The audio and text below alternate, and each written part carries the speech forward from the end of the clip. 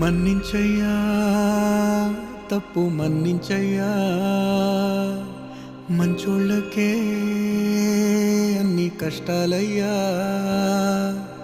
వెళ్ళిరయ్యా సెలవని అంటాంది కంట తడి ఉండలేక నీ ఎంబడే వస్తాంది గుండె సడి గురుదేవుడికా ఇంతటి శోకం వెలివేసినదా పాపపులో